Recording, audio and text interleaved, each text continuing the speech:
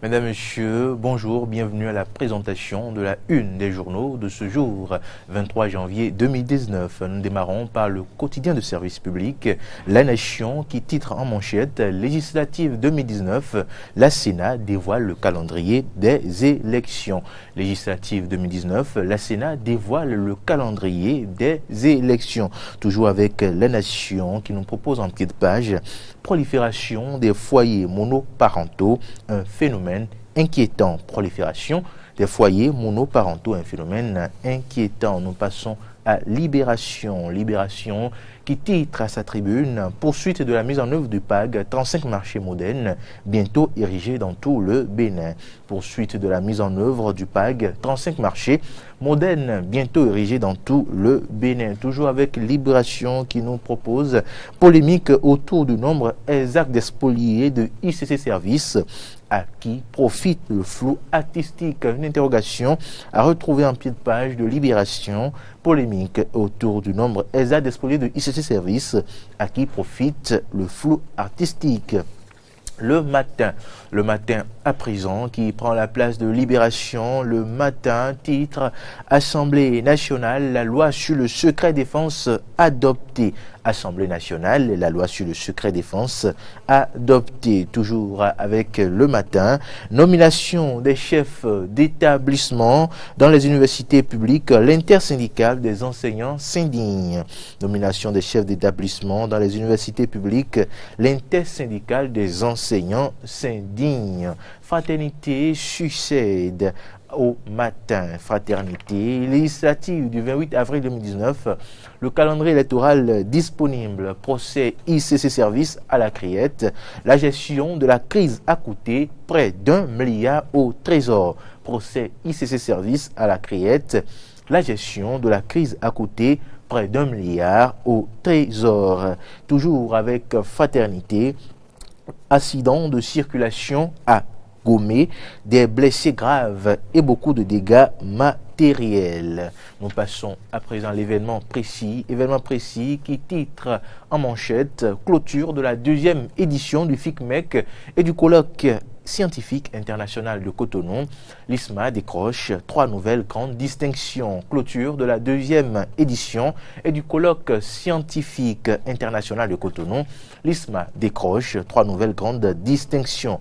Combat politique sous talon, l'infatigable Boniaï et ses nouveaux assauts. Combat politique sous talon, l'infatigable Boniaï et ses nouveaux assauts. Nous restons toujours avec l'événement précis qui nous propose retard dans l'organisation des élections et probable nomination des chefs d'établissement dans les universités publiques. Les enseignants du supérieur mettent en garde le gouvernement. Matin libre à présent, matin libre qui titre nomination des chefs d'établissement à l'enseignement supérieur. L'intersyndicale dénonce un refus de dialogue. Prévention de l'épidémie de Lassa aux frontières. À quoi servent les brigades de santé? La presse du jour prend la place de Matin libre. La presse du jour qui nous propose tontine annuelle à Dogbé à Cotonou et environ. Une astuce d'épargne et parfois d'escroquerie. Tontine annuelle à Dogbé, à Cotonou et environ. Une astuce d'épargne et parfois d'escroquerie. Le grand quotidien à présent, le grand quotidien qui nous propose en pied de page insécurité, un mort et un blessé dans un braquage à Lafia. Nous sommes là à Savet. Le grand quotidien nous propose insécurité, un mort et un blessé dans un braquage à Lafia. Nous sommes bien à Savet. Le meilleur à présent, quotidien Le Meilleur, qui nous propose course pour la 8e législature. La campagne électorale prévue du 12 au 26 avril 2019. 5 millions de francs CFA à mettre à la disposition de la Sénat. Tout savoir sur les dispositions prises par Emmanuel Tiando et ses pairs. Top 25 des célèbres expertises privées d'avocats de l'espace Ouada édition 2018. Les cabinets Djogbenou et Dossou honorent le Bénin avec les 8e et 22e places. Dynamisme Info pour mettre un terme à la présentation de la une des journaux de ce jour. Dynamisme Info nous propose CNHU de Cotonou hier, un patient pas comme les autres à Taorenro admis aux soins. CNHU de Cotonou hier, un patient pas comme les autres à Tao Renonro admis aux soins. Et ce sera tout pour la une des journaux de ce jour 23 janvier 2019 sur Eden Télévision. Auditeur de la 102.3, voilà qui est dit sur les parutions de ce mercredi 23 janvier 2019, des parutions, des journaux parus ce mercredi, parvenus à notre rédaction. On a fait le tour de quelques quotidiens. L'actualité, c'est bien sûr le calendrier électoral connu en conférence de presse. Hier, donc mardi, le président de la Sénat et les membres de cette institution ont procédé alors au dévoilement du calendrier électoral législatif de 2019, le calendrier qui court frayissement du 16 janvier au 30 avril 2019. Les candidats au niveau des différents états-majors des partis politiques sont donc fixés sur les différentes phases du déroulement de l'élection. Bien sûr, et ce calendrier même va au-delà du 30 avril, puisque ça se poursuit en mai avec la production du rapport de tout ce qui se serait passé durant l'ordre. Hier, on a constaté que la Sénat de Emmanuel Tiando est restée égale à elle-même dans sa rigueur, dans ses travaux, dans la rigueur dans ses travaux. On a constaté un calendrier bien élaboré, apprécié pour le moment de tous ceux avec qui on a pu discuter. Donc, on ne peut que féliciter la Sénat pour cette rigueur-là. Et aussi, l'autre chose qui a attiré l'attention et a beaucoup plu à certains observateurs politiques, c'est les résultats, pas les résultats, les grandes tendances. La Sénat a promis et inscrit dans son calendrier qu'après les élections du 28 avril, déjà le 30 avril, on aura les grandes tendances, c'est-à-dire 48 heures après, les grandes tendances seront disponibles. Je crois que le Bénin maintient un cap là dans la bonne organisation et la gestion des élections. Donc on ne peut que souhaiter que ce calendrier soit scrupuleusement respecté et que rien ne vienne entraver son bon déroulement. C'est vrai qu'avec les législatives, c'est un peu plus compliqué que la présidentielle où il y a moins de candidats. Avec les législatives, ça va être une flopée de candidatures. Mais si la Sénat annonce les résultats, les grandes tendances, de toute façon, 2 jours, 48 heures après, c'est que les dispositions sont certainement prises pour que cela soit respecté. Il y a quand même que le président de la Sénat a rassuré l'opinion publique nationale et internationale que les financements est disponible, 5 milliards 500 millions. Oui, 5 milliards 500 millions. Vous aviez pu entendre le président de la Sénat qui a démenti un peu la guerre entre le gouvernement et la Sénat, cette guerre qui a été annoncée dans les journaux, sur WhatsApp, sur les réseaux sociaux. Il a dit pour l'instant qu'ils n'ont pas de raison, eux, membres de la Sénat, de mettre en doute la foi du gouvernement à vouloir mettre et à pouvoir mettre à disposition de la Sénat les moyens nécessaires pour le bon déroulement des élections. Et le gouvernement aussi a de son côté rassuré qu'il tient à la bonne organisation des élections. Donc nous ne pouvons que souhaiter que les choses se passent comme voulu, dans la transparence, avec des résultats crédibles et pas contestés. Les partis politiques, d'ailleurs, sont aussi préoccupés par l'organisation de ces élections, le respect du calendrier électoral.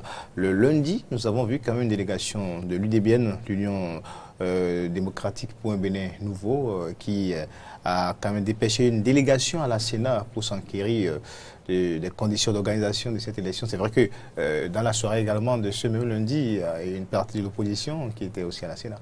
Bien évidemment, les partis politiques jouent là leur rôle, le rôle qui leur revient, de s'assurer que les dispositions les meilleures sont prises pour une bonne organisation des élections législatives auxquelles eux, partis politiques, participent. Là, ils sont dans leur rôle. Et ça aurait été dommage même que ces partis politiques n'aient pas engagé cette démarche. Et comme le président de la Sénat l'a dit, la Sénat, de son côté, s'apprêtait elle-même a engagé ce processus pour appeler les partis politiques et échanger avec eux. Donc les partis politiques ont eu du flair, ont eu de la clairvoyance, ont eu de la réflexion en anticipant sur cette démarche de la Sénat. D'autres sont sur le terrain pour vulgariser pendant que d'autres sont sur le terrain les résultats ou les pour vulgariser les actes de leur congrès, d'autres se préoccupent de la bonne organisation, de la crédibilité de ce à quoi ils veulent participer. Je crois que là, c'est la bonne démarche. Les autres ont mieux les charrues avant les bœufs, comme on aime le dire. Et lors de ces discussions, ce qui doit nous intéresser, c'est le contenu des échanges. L'UDBN a été le premier parti politique à engager ce processus avec la Sénat. Et vous avez pu l'entendre, le voir lors des échanges, de bonnes préoccupations, la tenue, les dates, les dispositions.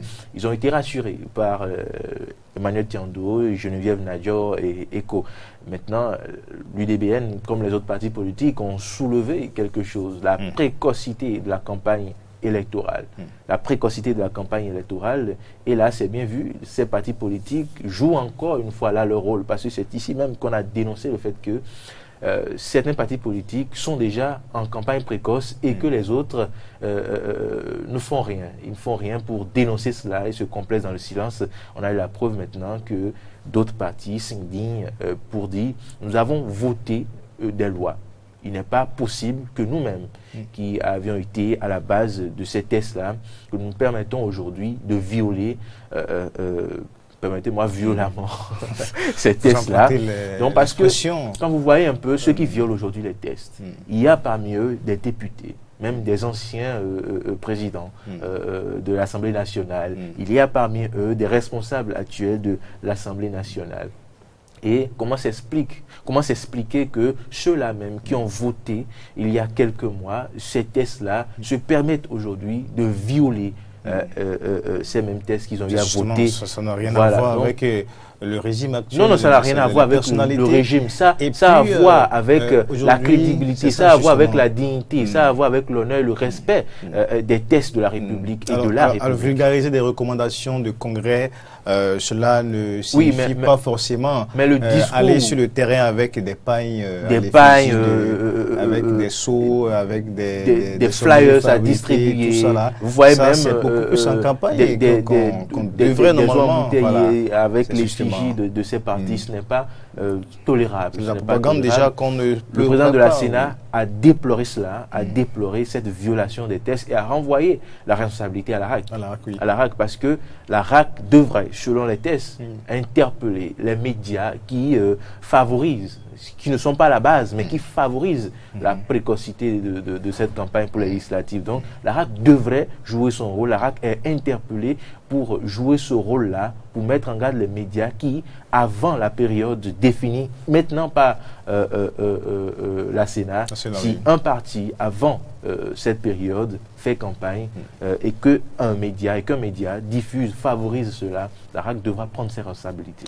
Vous l'avez également mentionné dans votre une tout à l'heure, la une du quotidien Fraternité avec l'aide de Igor Mtondi. Si nous pouvons voir ensemble, en tout cas pour les amis de Hélène Télévision, Diaspora FM, c'est justement la une du quotidien Fraternité qui parle de la gestion de l'affaire ICC, demi-milliards. Ouais, la gestion de cette demi-milliard. Ici, les services, la gestion de la crise a coûté près d'un demi-milliard au trésor public. Là, c'est sûr. C'est bien ça, Igor vient de nous. Dans le contenu des débats, hier à la Criette, vous savez, chaque fois, chaque jour, nous avons des révélations. Sûrement que hier, il y a eu cette révélation. Alors, demi-milliard, on est dans l'ordre. La gestion de la crise a coûté près d'un demi-milliard au trésor, 500 millions. Oui. Mais vous savez, il y a eu un comité de gestion de crise qui a été mis en place pour étudier cela. Qu'est-ce qui a coûté les 500 millions? Ce comité est composé d'hommes. Il a fallu mettre des moyens à leur disposition. Il a fallu payer ces personnes. Et vous savez, cette crise a duré plusieurs années. Et 500 millions, je ne crois pas que ce soit si exorbitant que ça dans la gestion d'une crise. Non, il faudra, vous savez avant de les juger, Béninois ont été spoliés et que ces Béninois attendent certainement entrer en possession d'aide de leurs sous et qu'on leur dit aujourd'hui qu'on a utilisé 500 millions pour gérer cette crise, ça pose un problème. Non, ça ne pose aucun problème. A-t-on besoin d'utiliser autant d'argent pour gérer une crise pareille? Encore qu'à l'heure actuelle, la lumière n'est pas faite. Et que les Béninois, ces Béninois se disent toujours, est-ce qu'un beau jour nous pourrons entrer en possession de nos sous? Ça fait deux. Les biens qui ont été saisis au niveau de ces présumés auteurs, tout cela, c'est quoi aujourd'hui le bilan? Oui, mais ce n'est pas le débat ici. Le débat, on dit la gestion a coûté un demi-milliard au trésor. Ça n'a pas coûté un demi-milliard aux spoliés. Les spoliés sont eux-mêmes coupables de ce qui leur est arrivé. Donc, qu'on dise aujourd'hui que la gestion écoutez, un demi-milliard au trésor, ça ne doit pas faire frémir les spoliés. Parce que ce n'est pas le sou. Aujourd'hui, cette gestion qui a coûté 500 millions a servi à quoi exactement? L'État ne doit rien aux spoliés. Aujourd'hui, quel est le bilan? L'État ne doit rien aux spoliés. On n'a pas dit que ce comité de crise mis en place aujourd'hui, ce demi-milliard... Est-ce qu'aujourd'hui, tel que ça a été géré, est-ce que ça justifie les 500 millions? Permettez-moi de dire ce que je pense. Ce demi-milliard, il n'est pas dit que c'est le demi-milliard des spoliés. C'est le demi-milliard de l'État, de vous et moi, que le gouvernement a engagé pour pouvoir aider, éclaircir la situation de ceux-là qui se sont fait spolier. Ils doivent même se réjouir que ce gouvernement ait mis autant de moyens dans la résolution de cette crise. Ce n'est pas le sou. Ça a apporté quoi finalement? Ce n'est pas le sou. Si jusqu'à aujourd'hui, le débat peut se porter sur la productivité du comité ou autre, mais dit aujourd'hui que les gens doivent se sentir frustrés parce qu'il y a eu demi-milliards investis. Non, ils n'ont pas se sentir frustrés. Ils ont participé à cette arnaque. Ils ont été des acteurs actifs de cette arnaque. Oui, mais c'est pas le discours justement qu'on leur a tenu en ce moment. Non. Parce qu'il y a même des personnalités dans ce pays qui ont promis quand même qu'il est possible de pouvoir payer. C'est ce qu'on leur a fait savoir au début. C'est justement ça. Politique. Et voilà, c'est un autre débat. Il faudra condamner ce discours politique. Les promesses électorales dans ce temps n'engagent que ceux qui y croient. L'autre l'a si bien dit. Mais rien à voir avec le demi-milliard du trésor. Il a fait quand même qui a coûté déjà des milliards de pertes aux Béninois. On parle de plusieurs centaines de milliards de pertes aux Béninois. C'est quand même aussi tout à fait un peu révoltant et frustrant aussi quand on sait qu'on a mis encore un demi-milliard pour pouvoir gérer ça, payer des hommes pour pouvoir gérer cette crise qui aujourd'hui n'a pas encore livré l'issue possible. On va finir rapidement, Frédéric Seblanc. Un dernier sujet qui est loin du terrain politique, le quotidien. La Nation, prolifération des foyers monoparentaux. Un phénomène inquiétant. Oui, le phénomène passe inaperçu, mais comme l'a révélé le quotidien La Nation, c'est un phénomène inquiétant, très inquiétant, la prolifération des foyers monoparentaux. C'était dans un passé lointain l'exception, les foyers monoparentaux. Aujourd'hui, c'est systématiquement la règle, la fuite de responsabilité. Plus personne ne veut s'engager réellement. Un monsieur X se voit dans une relation avec Madame Y. Dès qu'il y a une grossesse, c'est fini. C'est déjà la fin de cette relation. Et on se considère, on dit j'ai un enfant, et c'est terminé. On ne se soucie plus de l'avenir de cet enfant, du contexte de développement, d'éducation dans lequel cet enfant doit être éduqué. Cet enfant, si l'enfant n'est pas dans un foyer, si l'enfant n'est pas dans une famille, son éducation pose problème. Et ça peut contribuer à tout ce qu'on voit aujourd'hui dans notre société. Un enfant qui n'a pas l'amour paternel, qui n'a pas l'amour maternel, qui n'a pas l'amour des deux parents ensemble. Qu'est-ce qui explique aujourd'hui cela? Pourquoi tant de divorces? Qu'est-ce qui explique cela? Il ne savait même pas de divorce. Il savait même pas de divorce. C'est une mademoiselle Y qui est en première, qui attrape une grossesse. Le monsieur ne veut pas assumer. Elle devient une mère célibataire et elle gère seule l'enfant. C'est une madame Y qui est en terminale, qui est au campus, qui attrape une grossesse d'un soir ou bien à la faveur d'une aventure. Le monsieur dit, je suis père, je ne suis pas ton mari. Voilà, c'est dans ce contexte aujourd'hui que vous voyez beaucoup de jeunes filles, à peine 25 ans, à peine 24 ans, elles ont 1, 2 enfants et jamais de père. c'est la fuite des responsabilités. Je crois que cela remet en cause la qualité de notre éducation aujourd'hui. Que devient l'éducation? On le veuille ou pas, c'est les femmes qui sont beaucoup plus vulnérables. Oui, c'est les femmes qui sont beaucoup plus vulnérables, beaucoup plus pénalisées. Mais in fine, ce sont les enfants qui paient le plus lourd tribut. Et cela doit interpeller les parents qui doivent resserrer l'éducation à la maison. L'éducation, ça veut dire qu'il y a un problème qui se pose à la maison. Aujourd'hui, tout le monde est préoccupé par la recherche de l'argent. On veut rechercher l'argent et on délaisse l'éducation des enfants. Papa sort, maman sort, l'enfant est livré à lui-même. L'enfant à l'école vit des réalités, dans la rue, vit des réalités. Et les parents ne sont plus forcément au courant. C'est quand il y a une grossesse que les parents sont alertés. Et là, ça devient trop tard. Merci Fréjus Serlan. C'était bien sûr la une des journaux.